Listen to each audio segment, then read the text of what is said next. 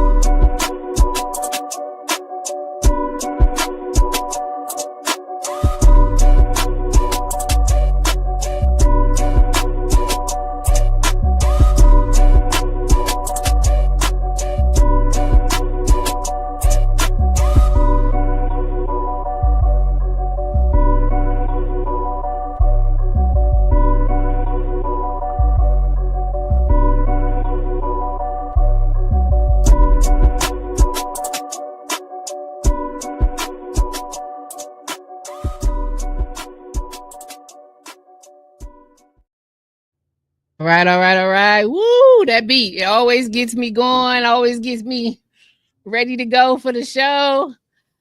This is Minding My Own Podcast. I am your host, Kenda. It is another Wednesday, and thank you all for tapping in today. I've got the part two version of Self-Defense is a Must. Now, if you guys watched last week, you saw I had the guys from Prolific Arms, LLC on, and they were talking to us about gun safety and why that's important.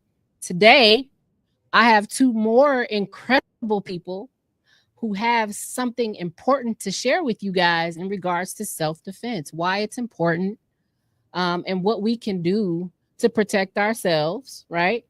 And what the options are out there for us to get involved. And, also, how can we advocate for it for others, right? So I've got two dope guests, like I said. And this is our first time, all of us collectively meeting each other in this way. I'll start with you, V, since you are all the way, all the way home. I really appreciate you, girl, for coming through.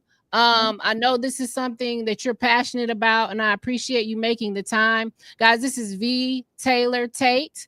V, go ahead and introduce yourself and share a little bit about you as well, please. Sure. I am V. Taylor Tate, as known on Facebook. I'm an author, adult family home and day service owner, and I'm also an event host. So I do a lot of different things, but I just recently became a CCW instructor with the USCCA. Awesome. Congratulations on that. Thank you. Congratulations. You're welcome. And I see a lot of things that you're doing, especially with the public speaking. You've made quite an impact in the community. You're very well known. People respect you. And so, it means a lot to me that you're here today. Thank you. Thanks. Yeah, you're so welcome. And I've got John. John, please tell everybody about yourself today.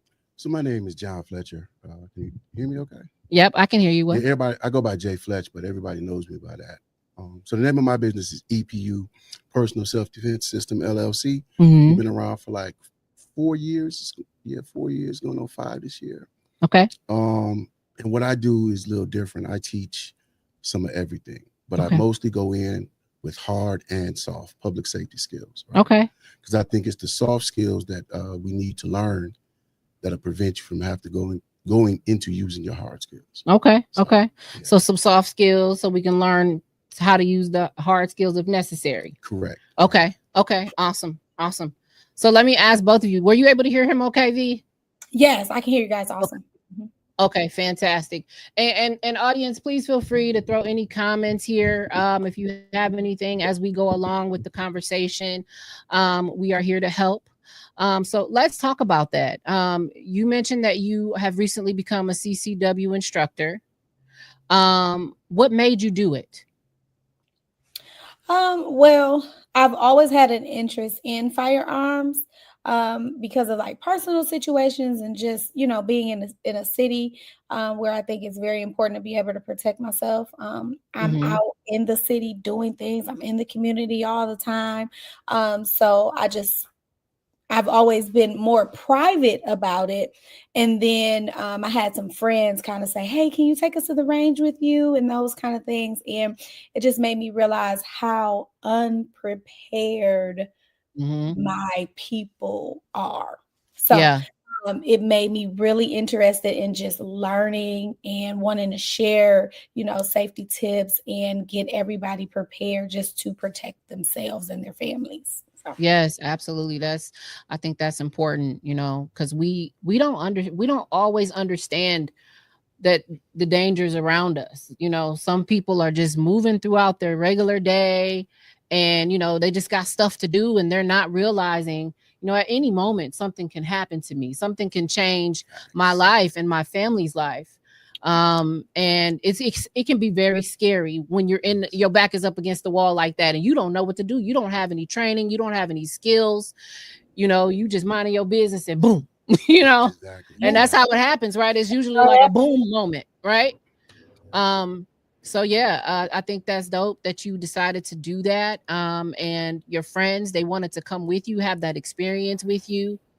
And would you say that now all of you have been able to continue to focus on that skill and to keep that up with the gun safety? Oh yeah. Oh yeah, Yeah. absolutely. We are all members of some sort of club at one Okay. point, at some point or another.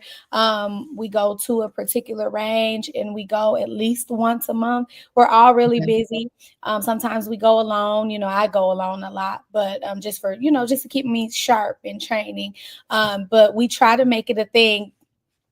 Believe it or not, it's fun. You can't drink and go or anything like that. Right. You want to take it Right. seriously. It's something about, just going to the range and preparing yourself and getting used to your firearm and learning different things. And you get to teach each other as well while we're out there. Yeah.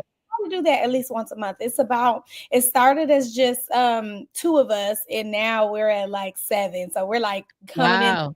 all these Black girls taking over the range. So I love that. yeah. That's awesome. That's It awesome. is tight. It is tight. Yeah, John, what do you think when it comes to safety? I know you have a different scope on it. So my scope is, first of all, I appreciate that you took the time to even go do that. Yeah. That was the next thing on my list for qualifications. But when I teach class, a lot of women were asking me, do I teach CCW? Mm-hmm. So that's why I teamed up with Prolific Arms as an outlet. I just created a EPU, Dora Milaje Firearm Gun Safety Club myself. Nice. We had our first meeting Saturday to piggyback off that. So it's like a one-stop shop, basically, right? Okay. This is a club. You sign up, pretty much the same as what you're doing. You're getting together as women, but we do everything from mental health, public safety, firearm safety, getting your CCW. Even if you don't really want your actually handle guns, you can learn about them, right? Yeah. To pass it on. My thing, the way I take on it, because I'm a military background and the way I look at everything, I have the same version as you. Yeah. As far as when I walk around, anything can happen. Mm-hmm. And like you stated, a lot of people are unprepared because they don't put safety first. Right. They'll put groceries, school, this.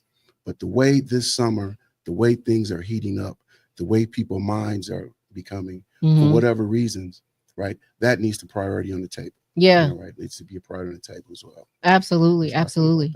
I agree with you, because we prioritize everything else in our lives, but we don't do that. And let me just tell both of you, one of the things that really, really has been triggering me lately is the Sade Robinson case. Yes. Highly triggered, just highly triggered. It gets you super emotional.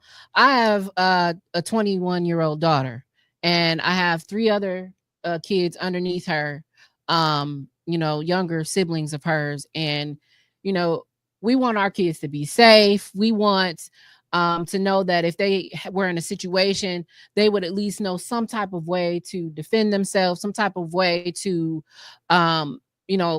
feel like there was some other type of outlet for them to at least try to get out of it, So just watching this case, oh man, it really, really it tugs at my heartstrings. And I said, you know what, that just really hits home. It makes you realize that us women, we gotta get together, and we gotta have each other's back and encourage each other to protect ourselves. Yeah. Yeah, I mean, and I was talking on the last show, and I said one of the things that always made me afraid of guns, um when I was a kid, my mother, she was shot. um and I remember hearing every moment of that, from the gun going off to my mother yelling in panic. I was in elementary school, and my father was a police officer. And I remember we were sleeping, and he ran upstairs, and he was just in full panic. And it took my mom a while to recover. It took my dad to take time off from the police force, and he kept us home, and he homeschooled us when we were kids. We were homeschooled until we felt healthy enough to return back to school, until he felt like it was good enough for us to go back. And so that is always something traumatic for me. My mom still has the bullet in her head. They could not remove it fully because it would completely ruin, brain damage. Wow. So sometimes she still suffers from migraines. She was unable to do a lot of things with us when we were kids because of it. So I thank God every day that my mom is still here, and just think about that. My dad being a police officer, and this happening to my mom, and he still wasn't able to protect her in that moment. She was out letting up the garage door to let him pull the car in. And while she was standing there waiting on him to come around, a woman came through the alley and shot her. My mom would have never thought someone was going to come through the alley and shoot her. And so I've had this very strong fear over the years, ever since I was a kid, that if I had a weapon, that maybe that type of danger would come around me. And if I just leave the guns alone, then no, I wouldn't ever have to use a gun. So it was just this thing I created for myself that said, if you don't mess with the guns, you won't need the guns. It's something that my mind did just from that situation. And so that was wrong. I honestly, I'm better off at learning how to use it in case I need to use it, versus being afraid of using it. And this is something I'm coming to terms with now, and I'll be 40 this year. So it took me some time. And so that's part of my healing, my process. And I think that's also something that our community is dealing with, PTSD. And we are correlating guns with violence. It's a negative thing. We were talking last week, the guys and I, we were talking last week, and we were saying how there's this stigma on it. Either we're afraid of it or we just don't talk about it. What are you both thinking about, or what are your thoughts when it comes to preparing our families with gun safety? Preparing our families with us keeping a weapon in the house. What are some of the things you two are doing? You want to go first? You want to go first? So we have a 2-year-old and twin 11-year-old boys. And Nice. We are now starting to have, they're really cool to watch. We are now starting to have the conversation of how will we introduce, our life, as far as gun safety, and coming up with that safety plan and things like that. We're behind with them being 11. You can be 5 years old and go to the gun range. What made me realize how important it is to have a real plan and to actually introduce your kids to gun safety is because one of my close family members actually had a childhood shooting where a cousin accidentally shot his brother. Very traumatic. He lived, they're both okay, thriving and fine. I think they were like maybe 5 years old and maybe 10 at the time. But even back then, I thought, if I ever have kids, I have to teach them about guns. But it's really scary to think, because you think, oh, if I show it to them, if I teach them where it is, and they're going to be so curious about it. No, they're already curious. They already see it on TV. Their friends are already talking about it. They're hearing it in the music, and I mean, let's be honest, I live in a predominantly white neighborhood. These kids know how to shoot. They know where the guns are. They know about gun safety. They've been having this conversation. I'm seeing them, kids in some of these classes that I'm taking, because I'm just always continuing my education. So we're behind. My family We is are behind, so I just assumed all of our, of us may be behind. So I'm having these conversations with my friends and my family members, and it's so taboo. I don't want to talk. We're not going to talk about it. But there are ways to introduce gun. It's not about necessarily it being a scary thing. It's preparedness, and being prepared for something really bad and evil is scary. And it is scary to talk about it, but you'd be more likely to survive a situation or get out of a situation or stop a situation if you're prepared for it. And I'm just really ready to take my family to that next level. Like I said, I'm behind in it, but I am. And I've been in a situation with gun violence as well. My parents have been in a gun violence situation, and it is scary. And I think about, thank God I got out of the situations, and thank God we all survived them. But what if I was, more prepared for what was going on? Or what if I did have my own firearm? Maybe, my family member wouldn't have gotten shot or something of that sort.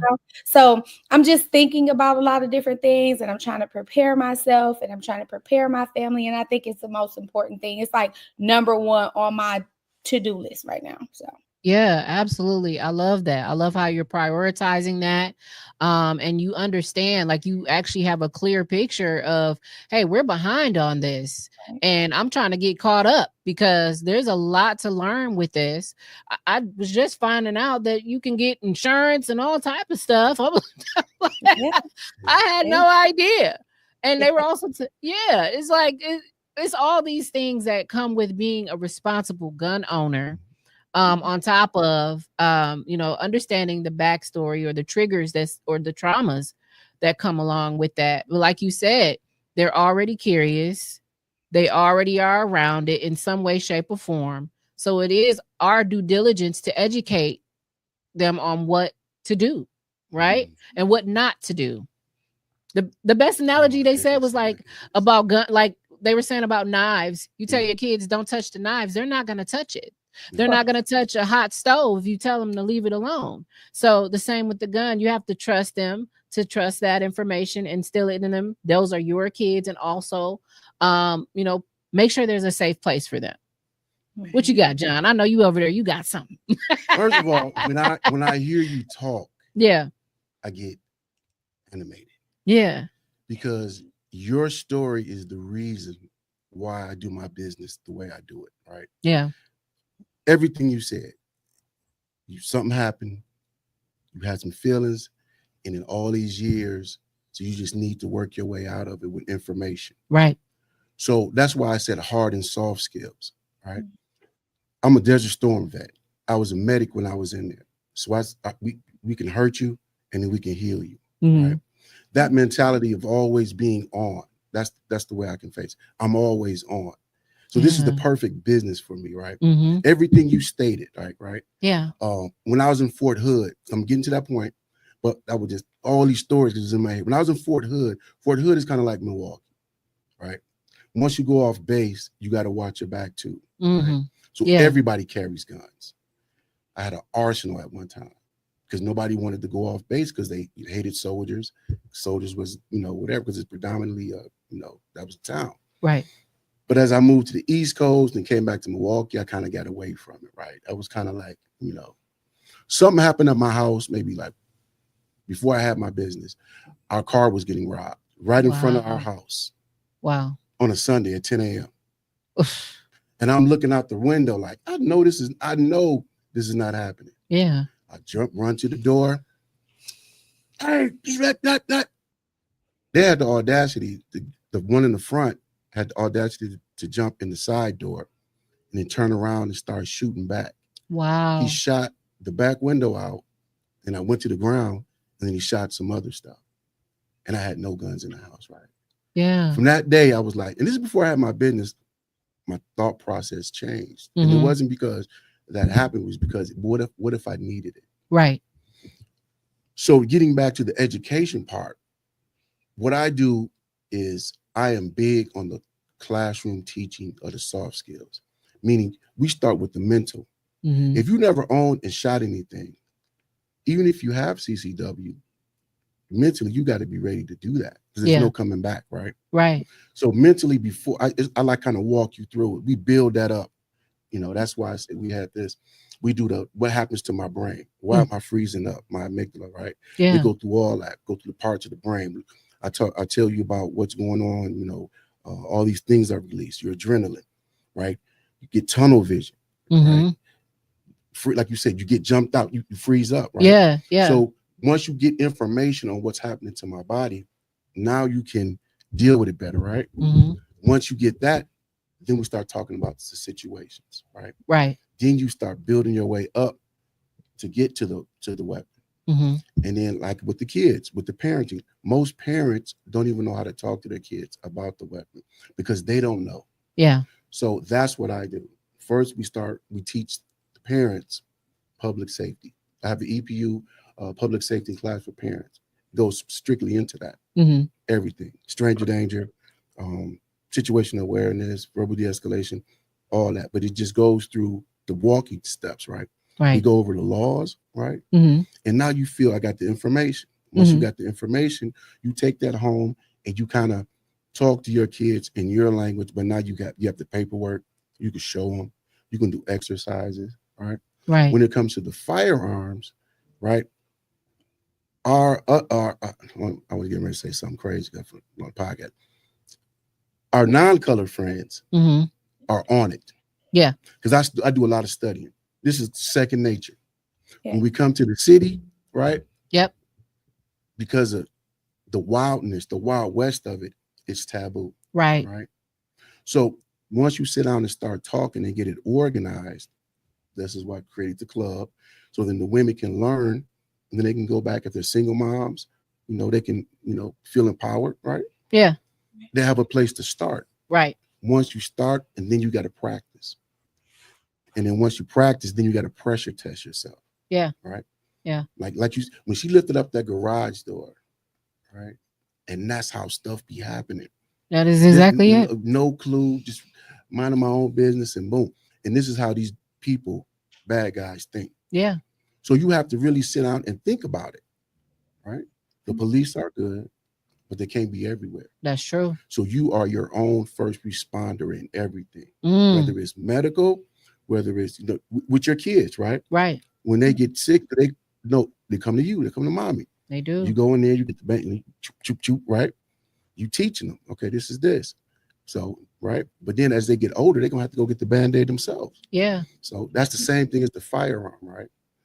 And then as you get older and walking around, now it's the choices that you make based on the information. Because there's no use to having a firearm and you can't get to it. That's true. And it's way under here, or I have it over here, or it's too big, or, you know, you have to practice those scenarios, right? And that's what civilians, and I think when I say civilians, that don't do this every day, are missing.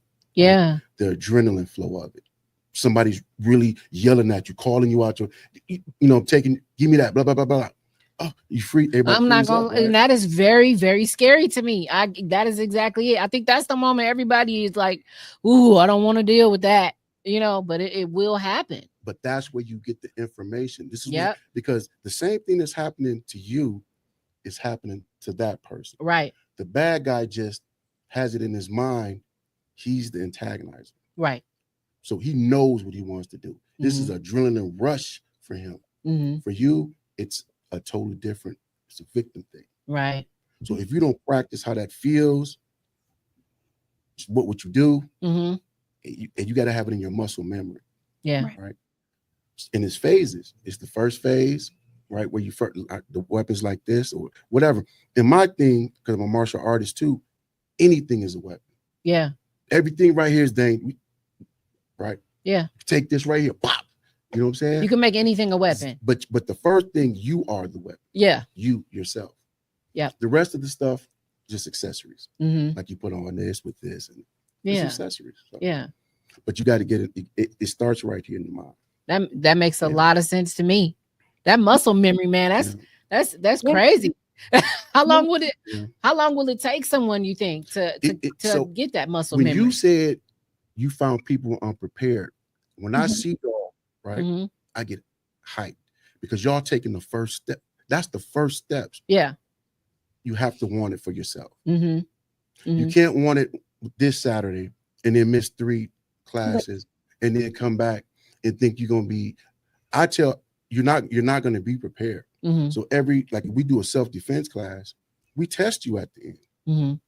It's fun and games. Well, let's talk about let's clarify that for people, right? What is self-defense? What is that? You know, people think things are self-defense and it's not. They can get in trouble. Right? Let's highlight that.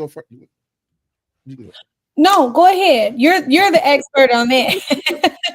So when we say expert, it's really it's information to share, right? Okay. Yeah. Self-defense is basically just protecting yourself as a reasonable person, because that's where we're going to start, and that's how the law is going to look at you as a reasonable person.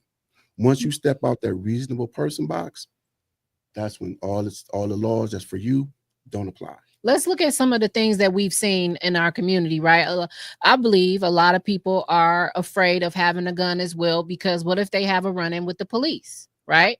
And I have a gun on me. And there have been people who have still gotten shot at by police, even though they were legally having a firearm and they announced that they legally had this firearm, and something bad still happened to them.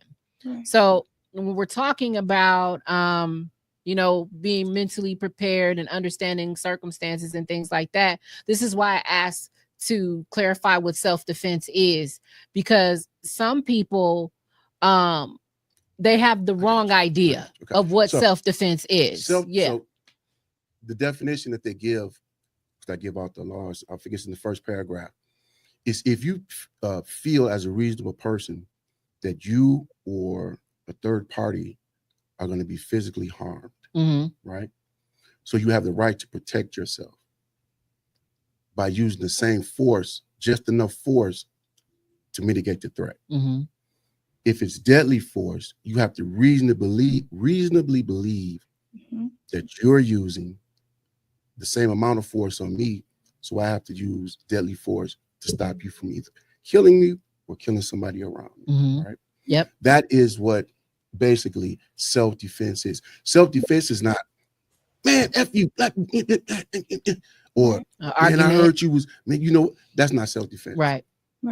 Self-defense, I push, once you touch me, if I reasonably feel, then I have to use just enough force reasonably. Yeah. Where we get mixed up is nobody breaks that down. Right? That part. Nobody breaks it down. Right? Yeah. You get emotional because first of all, somebody's messing with me. So I'm gonna give him some extra. Police come, he was the dude that started it, but he's all bloodied up because you got the best of him. Right. Wisconsin law states that now he has the right, because he's in fear for his life, for the self-defense clause. Yeah. And now you just lost yours. Because you can take things too far. Yes. Yeah. And that's where we lose it. Yeah. Our emotions. That's why I say. Oh, I'm sorry. Go ahead. No. Go ahead, sweetheart. Another thing that I hear people talk about a lot is protecting their personal items. Legally, you cannot use someone to protect your car, there's a castle doctrine where you can protect your home, when you're in it. However, if you see someone running from your yard, you can't shoot that person in the back. Now you just committed homicide. You did not, you're not protecting yourself. So yes, your adrenaline is up, and yes, all of this stuff is happening, but you still have to follow the law. And either way, you're gonna go to jail. You know, you don't get a free kill. I've heard people say that, oh, that's a free kill. You come to my house, it's a free kill. No, that ain't a thing. No, that's not a thing. You have to use the same amount of force, you know, if you believe that a person will permanently injure you or someone else, you know, your people that you're with or another person. It could be someone in the grocery store. You can protect that person as well. But whether it's fighting or you're using a knife or a gun, you can't use excessive force. If someone has a gun on you, you shoot them, they fall down, the gun then flies across the room. Do you keep shooting them? Nope. No, you can't do that. Right? Right. So, right. Yeah, and that's where some people, they get too into the moment and to your point, there was a couple years back, I think he was from Racine, Kenosha. The guy that shot, they were trying to take his car. He shot those one guys and one guy died. Yeah. They were trying to take his car. That's when everybody was first getting aware of that. Yeah. Right. So that is very important to know. I do classes on all this. It's very important as a civilian to know just general laws and really know what they mean. Not some, that's what this means. You can go ahead and do that. You good. You know, all you gotta do is make sure. No. Right. Because what we think and what happens in the court and how they talk, all that language matters. Yeah. What you say to the police matters. Yep. Matters. Right? You don't say anything to the police. Right. What you don't say to the police matters. Right? Yeah, you don't say anything to the police. Yeah, no, you get your lawyer, you get your attorney. I see a comment. They said, "Why do you go to jail?" Yeah. So when you have a situation that happens, and correct me if I'm wrong, John, you did commit murder, whether it was self-defense or you're not sleeping in your bed that night. You're going to jail, and you have to prove that it was self-defense. So you're alive, and I'll take that. You know, I will take that. But you will be taken to jail for that murder, and you have to prove then that it is self-defense, if that makes sense. Yeah. Now, whether you get a bail or not, or whether you have a lawyer or not, you know, that's all situational.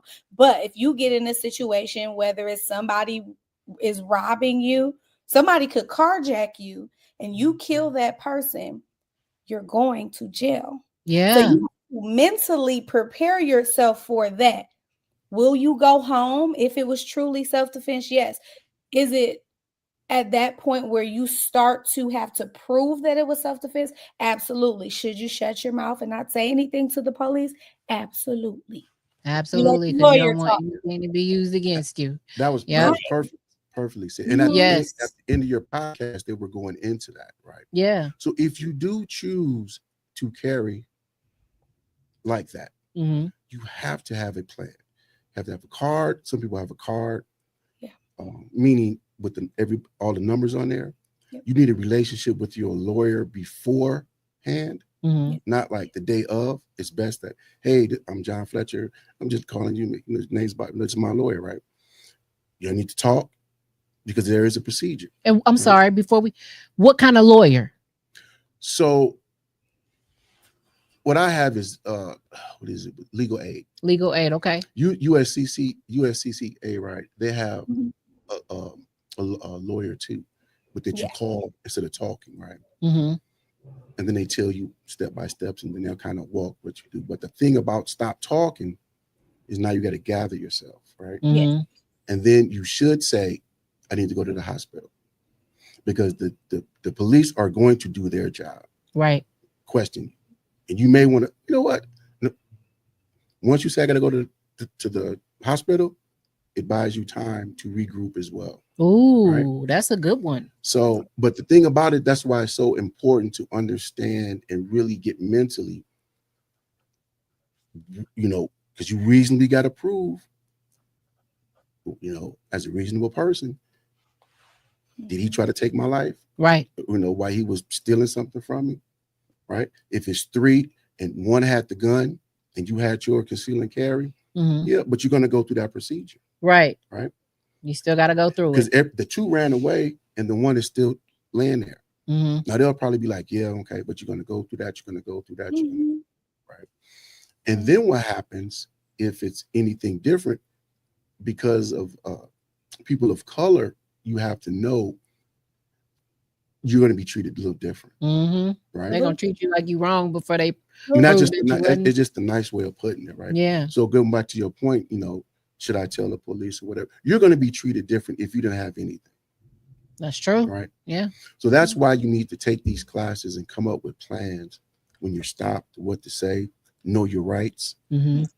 Don't argue, Right. Watching these shows like, oh, you ain't gonna be, you can't talk like how you talking on the video. No. Yeah, on the shows, they be really making you think it be something it ain't. They're really going. There's 3 major laws in the country. Yeah. There's castle doctrine, there's duty to retreat, and there's stand your ground. When you go on vacation or outside of Wisconsin or any place, those 3 major laws are going to be affecting where you're at. Ooh. Right. Yeah. You go down south, stand your ground is prominent. Right. Everybody. Right. Yeah. East Coast, the duty to retreat. Why you just didn't walk away? Why you castle doctrine is some, right? If you have in your place of business, right, you can use the castle doctrine, or if somebody's trying to extract you from your car in Wisconsin. Okay. Wisconsin has a little bit of mixture, depending on what's going on, but I would say mostly castle doctrine mixed with a little stand your ground, because you don't have to physically run. Okay. Technically, right? You're supposed to. It looks better because they're going to say, "What did you do? Did you try to leave? Did you try to de-escalate in any kind of way?" And that's why I teach, because it goes from me and you get into argument, right? We yelling at it, right? One of us got to say, okay, you know what? You got it. Right. This ain't worth it. Have a nice day. If neither one of us do that, yeah, we're not, that box isn't checked. I try to de-escalate. No, you try to de-escalate, and get that. Right? I'm gonna mess you up. So that's assault because I'm talking. Yeah. So I can get charged with assault right there. Yeah. Now, what turns into a self-defense situation if I start walking towards you. Now I'm going in the act. Yeah. So I don't have to, if I can't walk, I don't have to wait for you technically. I just have to prove that you said you was going to come over and beat my brains out. And I'm not giving you a chance because I couldn't escape. I was protecting myself. Right. But you can't beat the man to death. Right? Let's talk about this, John. You said there's levels to this, right? There's levels. There's levels to this. There are times when we feel threatened, but we don't necessarily need to pull out our weapons. Correct. Hands. Let's talk about hands. Let's talk about having hands. Okay. I like that term. Let's talk about that. So to me, right? Yeah. That person really doesn't have a weapon, right? But normally it could be 3-on-1. That's grounds for using something, right? Okay. 1-on-1, no weapon, weapon to weapon, all those matter when you defend yourself, right? And a lot of times, if you do have it, like you said, you had your firearm, can I get to it? Is it in my purse? Right? That's why other things can be used as weapons, right? And then when it comes to, like I say, domestic violence, a lot of times it's the person and the person. Yeah. It's 1-on-1. What I say is, I watched that Diddy video and I just cringe. A man with a towel. Yeah. Running in the hallway. Yeah. Right. To assault her. And she just whatever. Mentally, she was gone. Yeah. She was terrified. One hand was holding the towel and she had no resist.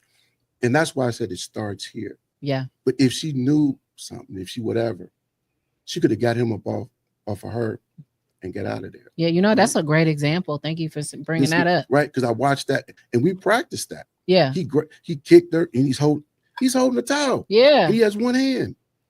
And she's on the ground and she kind of like she gave up. She's just coddling. Right? Yeah. Meaning she's already traumatized. Yeah. Then he sees that, so that just eggs him on. Right? Give her some more kicks, grabs her. That grabbing by the hair thing is he pulled, and we just tested on that. Yeah. You grab somebody, you should really just turn around because she'd keep kicking his knees out. But she just laid there. Okay? Yeah. So that is very important So for me, before you get to the firearm level, you got to get past this mental level. Yeah. Right. Because if you can't physically or whatever handle that, what are you gonna do with a weapon? Right. So what do you recommend for us women to get prepared in other ways outside I of recommend taking my stuff. No. Okay. That's No, first. That's for real. first of all. Hey, you're not wrong. Yes, No. yes. You No, recommend but us taking your class. Seriously, the first step is making up your mind Okay. that you are not going to be a victim, right? Yes, we are not going to be So victims. no matter what you take, whether it's my class, another class, you should really start off with the soft skills, getting the mind and your mental right. Okay. Because some people, I see women and we do the drills and they really haven't hit nothing. When they think they're gonna hurt you. I was like, no, you gotta act like I'm really doing. You gotta. And there's some women from the city that grew up. You ain't gotta. Hey. Right, they already got it. It's just drill, right? Yeah, and they already ready, right? Yeah, they are. So you got to pull them back in. They from the streets. Yeah. Just think of something. Yeah. They got to get that under control. Right. The people who never fought, got to pull them up. Yeah. So you got to start. You got to know yourself. Starting baby steps, and then work your way up to the whole thing. Okay. So are there ways for people to build that confidence? I would say, basically, take the classes. Just take the class. Take the class. Just go. So I got classes. Well, I have classes that we go over the soft skills. We go over the laws, what we're talking about now, and then from there, situation awareness, what that looks like. Then we go to the hard skills. Okay. All right.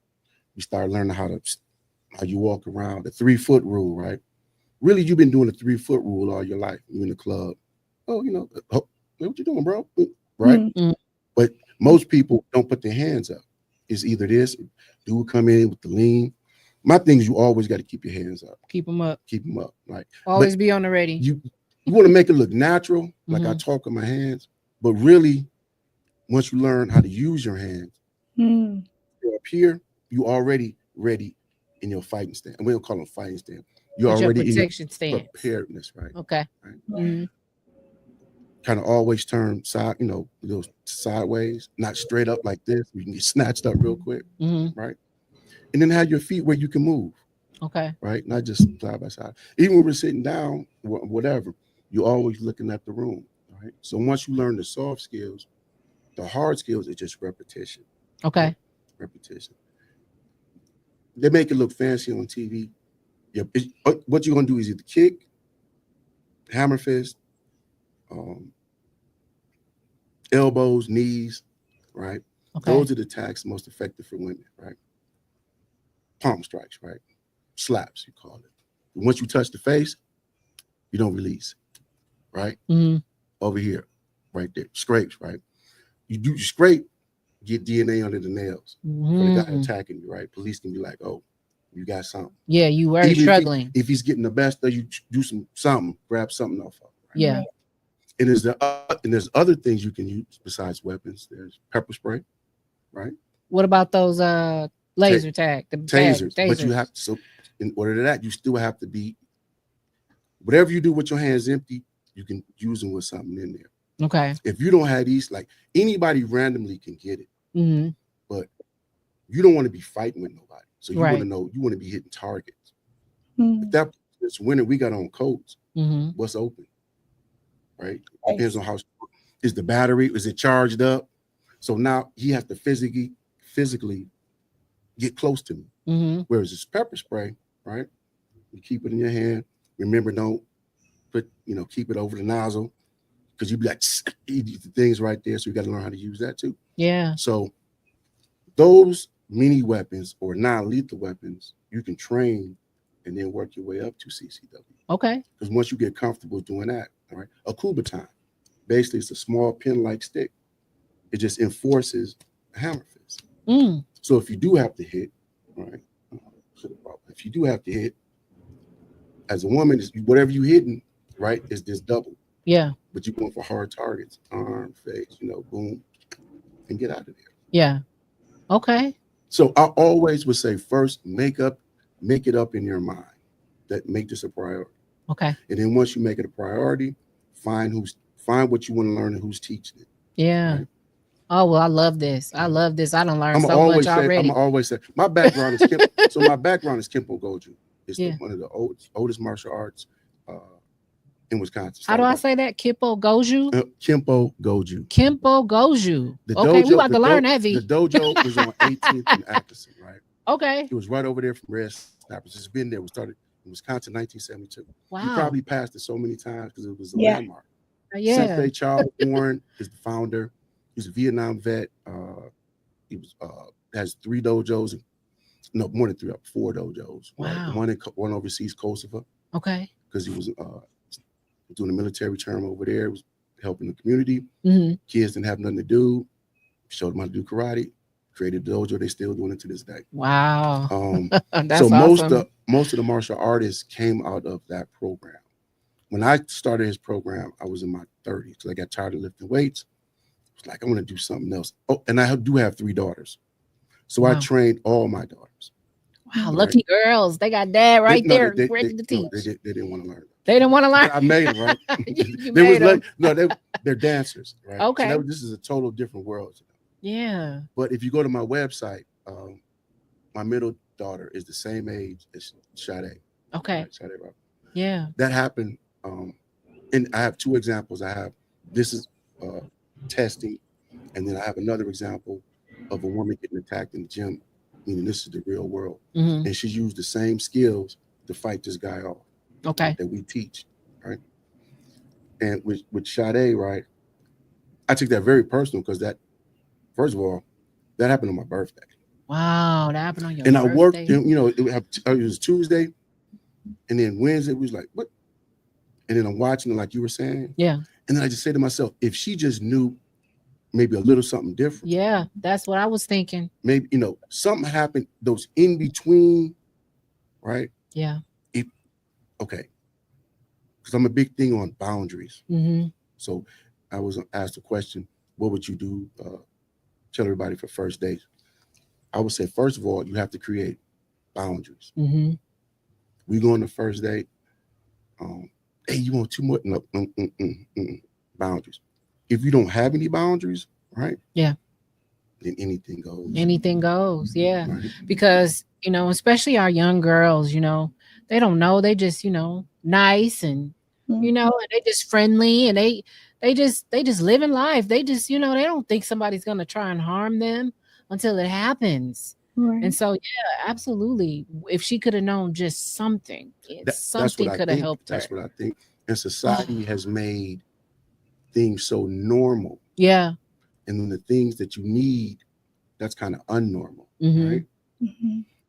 Yeah. But I heard she did everything right. So to me, something else happened. Something else happened. I think maybe she was drugged or something. Yeah. That's what I was thing saying. Too. I don't know if we'll ever know, because I don't think we will probably get toxicology because of, the dismemberment. But right.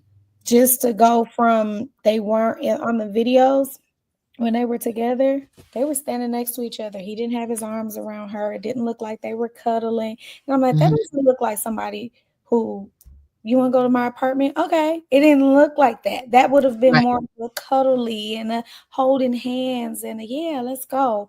There was, it was very like friendship type situation. Yeah. Mm-hmm. Yeah. And it just it wouldn't register for someone that they were in danger in any way, shape, or form. And that's where if you don't know how to tell what danger is, like I got the thing called what does a threat look like? Right? If you're never taught that, you don't know. Right. Like some people know because they're in those type of environments and they learn a different way. Right. Right. When you go on a date, you kind of turn your threat level down, right? Mm-hmm. Whatever. You don't think this dude could be the next this guy. I don't, I know him from here, but I don't trust that. I don't trust him right here, but we don't know. Yeah. Right. So that's very important. I take that very, and I'm like, I said, now I know how pastors feel when they be preaching and don't nobody want to come to church. Right? And be like, I'm trying to tell y'all how to, and everybody, we heard that. Okay, pastor, good. All right. but at the end, you really need it. You really do. You really need it. You really need it. Yeah. And thank you so your story, if you told that, is very inspirational. So thank you for sharing that. Yeah, right? of course. I Because thank you there's for listening. more people when I have my groups, or when I ask everybody, well, why did they take the class? And I hear a lot of stuff. Mm-hmm. Right? And in the people that came in there with something happened, you see it in their face. Yeah. The people that's kind of learning, but nothing's happened to them, they're cool too. Yeah. But my point is, you don't want something to happen to have to come do this. Yeah. Do it before, and it's okay to build yourself back up, but try to do something for yourself before, Mm-hmm. right? Yeah. Like the news today. The guy killed all his kids. I saw that the guy killed his three daughters. There was flags, but you know what? Oh, He won't do that. He's no, right? All underestimating, right? mm-hmm. That's when I say boundaries. Right. He wasn't supposed to happen, so something else happened. Mm-hmm. The mother, she did her thing and it kind of slipped in, but just that quick. The guy that threw the Molotov cocktails, he disguised himself as a gardener to blend in. We go to Juneteenth. What if it's some fake ICE people? Right. We wouldn't know. Snatching people up. Yeah. Oh, that's ICE. No, that ain't. That's, you know what I'm saying? This is the type of world that we're turning into. Mm-hmm. And it sounds like, no, it is. Yeah. Right? What really gets me are the armed people that's going into schools and harming kids too. I still am every time I'm in complete disbelief. And so I cannot believe this is still happening. Yes. And, the teachers, that everyone there, they just don't have a whole lot of defense except for be mindful of who you let in the building. It's to the point where we can't even walk our kids to class because they don't want anyone in the building because of what's been going on. So even stuff like that, it just freaks me out. It's so unfortunate that, if you get guns in the hands of the wrong people, bad things are going to happen. And so that's why us good people, we got to get our education up there. Exactly. We got to understand what to look for, because we might have to save ourselves. We might have to save someone else. You never know. Yeah. I actually started to, I'm sorry, go ahead. No, go ahead. No, go ahead, son. So I used to just, have a home defense. I wouldn't carry unless I won't go in a shady area. I'll carry. I'll keep it in my car. Until I went down a rabbit hole, a few years back, and I saw how many random shootings were happening. Not many in Milwaukee, but the grocery store. Oh my God. Yes. Walmart, the library, not just school. I'm talking about just the places where you're, I don't know, in your pajamas, just as comfortable as you can be. At least expecting it. Grocery store. Yeah. And I'm thinking, nobody in here has a gun. Nobody's carrying their firearm here that could stop this person, because the people that have that on their mind, that they just want to take out innocent people. There was a guy that went to the DMV and he started, just popping off people from the parking lot all the way into the DMV. And I'm like, nobody thought, but anytime you're somewhere where there's a bunch of, people, somebody's carrying. Yeah. Somebody's a good chance. Yeah. Yep. So it's almost like you don't want to be the one without it. And to your point as well, gun laws only apply to people who want to follow them. Right. Bad guys have no rules. So that's one. Mm-hmm. Two is good guys can't carry your guns everywhere, and they know that. Right. So policy, even if you are doing the right thing, right? Like the time, and I know you've seen it at Aldi's, the guy came in here to get his wife, and they held up, he's right up there, right? Yeah. And then Aldi's didn't press charges. When was this? It was years ago. He does a commercial for them too. Oh, wow. And he just so happened that his wife was taking too long. He went up in there, and the guy was holding the guy up at the register. And then his thing was, he had it out. He had to draw on him, but he forgot the chamber. So he Oh. always keeps one in the chamber. Now, those things, that's a reality. Mhm. The military side of me, to your point, says kind of want to carry everywhere. Yeah, you want to But carry everywhere. the reality is, if you can't at least know what to do or have something, Mhm. right? Yeah. A movie theater, right? You got to come up with some type of plan. And it's Right. up to you, because it's always like, we should have did this, we should have did that after the fact. Mhm. You want to do that before. So the family safety plan you were talking about, everybody should know their roles. When I travel with my daughters, I'm the only guy. Me and my wife, all the girls. Mhm. Dad, why you don't never look happy? Because I'm on the lookout. Disney is not the happiest place on earth, but just put it like that. It wasn't. I really didn't. I liked the Kalahari when there was little stages. Yeah. We got to traveling and dancing, and you got the, and you like, So this is where I developed the classes for dads and families to learn. Yeah. If something was to happen, what's your role? Right. You do this. The oldest, you do this. I'm gonna go do this. Mhm. If it's a single family, mom, the oldest, this is what we're doing. Yeah. It's too late when the stuff kick off. Right. And also like making sure everybody knows where everyone is and Yes. having a buddy system. Don't go to the bathroom by yourself. Especially in parks. All that stuff. Yeah. Especially in parks. Normally, like in Lincoln, and the parks around here, the bathroom is way off. Yeah. Yeah. And then the doors are always open, right? It could be anybody in there. And those stalls, you can go on videos for it now, right? Mhm. Oh, I didn't know this was the girls. I didn't know this was the this. I didn't know this was the that. Right? Yeah.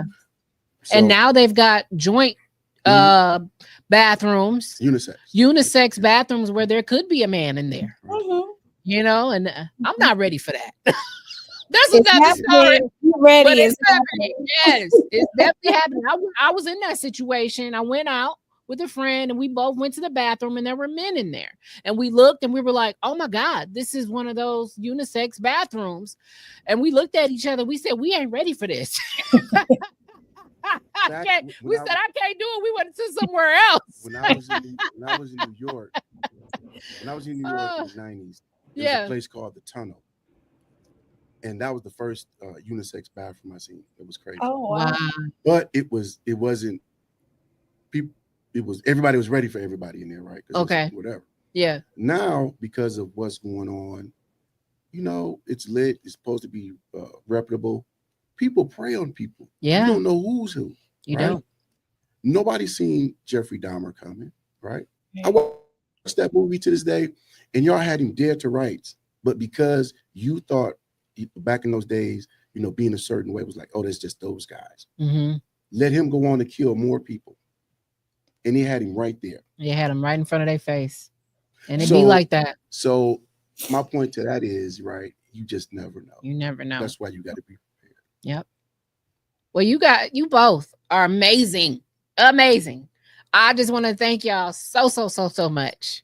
This has been so insightful, and you guys have helped me. You guys have helped everyone watching today. And this episode, people can keep playing and keep learning and keep watching. So this is something that people will have for a long time to go ahead and learn from. So y'all did y'all thing today. I got time before. Oh yeah. What else you got? So, ooh. I think prolific arms. I was like, yes. Okay, I got you. So so this is our training t-shirt to go with the class. Thank you. Personal self-defense. Also, I want yes. We'll be selling these too once I get more stuff. Oh, this is great. Thank you. Dang it, I should have came in. Girl, we're gonna hook you up. We're gonna get you a shirt. This right here. Shirt, V. This right here. We're gonna get you a shirt. Thank you. We can't leave her out. Okay. I can get you. We're gonna get you one. So this right here, I'm selling two. These are drink covers. Oh, you put them on when you go out. The straw goes through there. Yeah. So now you don't have to leave your drink. You have to worry about it getting spiked or anything, right? This is smart. So these are stuff I'm gonna be selling too. Wow, look at this, V. It's a little hole right there. I love it. Yes, girls. I gotta get you one of these. Yeah. And also, you go out. So if you stay in an This is apartment, cool. travel your room. So say you go down to Chicago, one of the places. This is a doorstop with an alarm on there, right? I already have the battery in here. So what it is sensory right here, right? It's light, medium, heavy, right? Yeah. So meaning you slide it under the door, your apartment door, the door to your hotel room, whatever. Yeah. And if somebody tries to even jar it or whatever, what it does is you hit that, pushes this down, and this goes off. Right? Wow. It wakes you up, right? Wow. There's another part to it where you could I didn't bring it. It's a part triple security where you put the latch over the stop, and you slide it back, so the thing won't even slide back. Wow. So it's double, because I seen a video where this woman said she was attacked because somebody got the card key by saying that they were locked out of room 108. Can I get the key to room 108? I'm locked out my room, because of whatever. Yeah. They didn't check, gave him a card key. She went up there and got raped. Oh my God. And then they tried it again on another show, see if he can go do it, and they did the same thing. Wow. So that's why I say certain people have certain privileges, but we can afford not to be ready. Privileges. Yeah. So this right here, you can use right away. Look at this, V. And like I said, I'll have more of those and putting together a travel kit when it comes to that, right? This just made me feel so much more safe. Yeah. You can use it. That's how you gotta travel. Right. Yes. So you can put it in there. It just takes a 9-volt battery. Okay. And like I said, it's easy. Boom. Thank you, John. It's all good. So, no, I'm just saying. This is awesome. I appreciate you for asking me on the show, and I appreciate you guys for even taking the time to take this serious. Yes. Right? Yes. Well, I appreciate you. You need to get your friends to take this serious. We are. Only thing I see serious is when they say boots in the ground, they be taking it serious. They be taking it real serious. I need that type of seriousness with this. Right. We gonna do it. Me and you, we advocating for this. Maybe we can put something together in the near future. I will say this. I do have a class coming up with Prolific Arms, a women's safety class that I'm hosting with them on June 22nd at 3:00. Nice. We're going to take our first women's empowerment safety class. So far, I've got up to like 30 women interested right now. Oh my goodness. I can send you the flyer, V. That's what I had inboxed you earlier. Someone was talking about it. I inboxed you about it. I realized that I was like, oh, but I'm going to send you this flyer just in case you want to join. Sure. But we're doing things like this because I want women to know like we can empower each other in other ways outside of just like brunches and stuff. Like we can go out to eat and have drinks and things. That's nice. But let's do some other things where we can help each other out in chaos at times, right? How can we be there for each other in other ways? Outside of having conversations, there's some things that we can do where we're actually in action. Exactly. We're in action. We're doing it. So. And also, I do write policy and procedures. I did that for African American Roundtable. I took them through their first active shooter preparedness course. Wow. So I certified those guys. Wow. I'm just, like I said, my biggest thing is, you just have to make up your mind to do it. Yeah. You're a professional. You have a business. Children. Mm-hmm. People are getting desperate, right? And desperate people, when they see you a little bit successful, and then they recognize what you do. Yeah. Somebody's going to try eventually. Right? Yeah, absolutely. Oh, that's the one with she got a little money. That's the one that run that show. That's the one that do that. You never know who's who. Yeah. Bar owners, nurses, real estate agents, right? Showing people houses, right? Right. Yeah. All those type nurses getting off work in those parking garages. Those parking garages Right. freak me out. I'm not gonna lie. Your job is not going to do anything but protect themselves from getting sued. Mm-hmm. They're only going to look out for you. Okay, she made it to okay, she's good, right? Yeah. Once she's out the building, she's on her own, right? And sometimes they got security driving around, but they can't be everywhere at once, like you said earlier.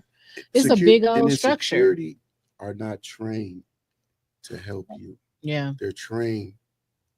Somebody's getting attacked. They just trying to tell somebody else. That's what I'm so you thinking you safe because you see security walk and you like, hey, no.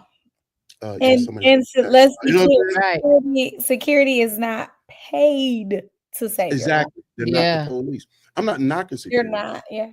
I'm just saying they're not as secure right? as you think. There's certain levels. Yeah.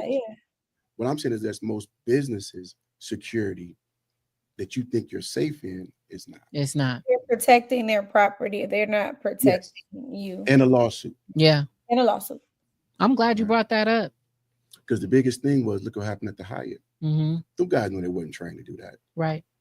So somebody's some millionaires now, right? And they know it. Yep. So. Wow. Yeah. Wow, this was amazing. Yeah. Thank you again. This is good. I want to set something up with you. I would love for us to go over some of the other things, other tools, like you were saying earlier. I have a whole.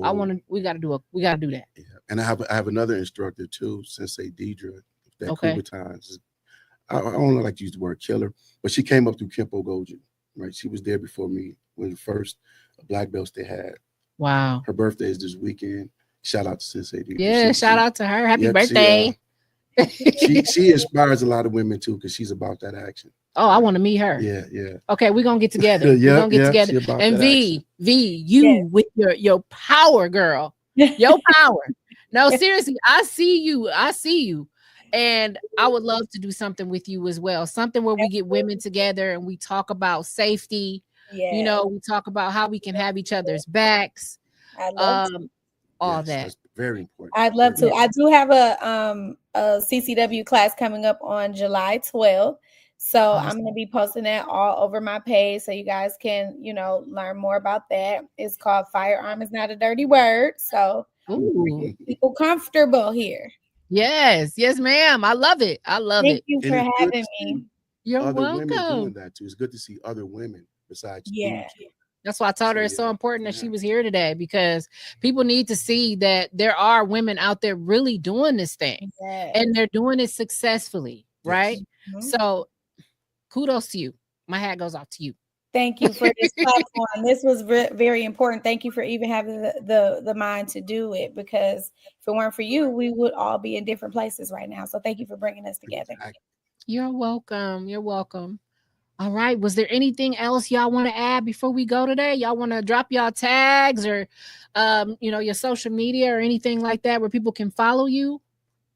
I'm just on Facebook, J Fletch. Fletch. You look at me. My website is epusds.com, and my email is johnfletcher@epusds.com. If you want to get in contact with me, my number is 414-861-1643. Thank you, John. Right. I'm normally at the Sherman Phoenix. I teach out of there. I'm also I work part-time with MK Rec. I'll be doing a safety self-defense women's wellness class right there at Marshall starting June 21st. So if you want to pop in from 2 to 3 on Saturdays, come on in. You there. You ready. You're ready. I love it. It's important that we have a plethora of people out there educating. And what gets me the most, I love to see, is that we all Black. Keep the money rotating. Yes, keep the money rotating. Keep the energy flowing, right? Yeah. So thank y'all once again, V. I'll go ahead and take a look at your page once you drop that. I'm definitely getting up with you as well. Yeah. And guys, this is Minding My Own Podcast. I'm your host, Kenda. Thank you again for tapping in. I'll see y'all next week, and have a good night. Yeah, this is perfect. This is perfect. All right, so we just got Tone. He gonna come in and Shut us down. But yeah, anything public safety, I have a class for. If I don't have it, I can create it. Yeah, That's basically my shtick. I'm with it. But like you said, man, I can imagine when you was talking, I was like, oh, I could just see it, I could just see it in my head. So I can imagine how you. Yeah, and I was in elementary school when that happened. Man. Yeah, I used to blame myself when I was when I was younger. As I grew older, I realized it wasn't my fault.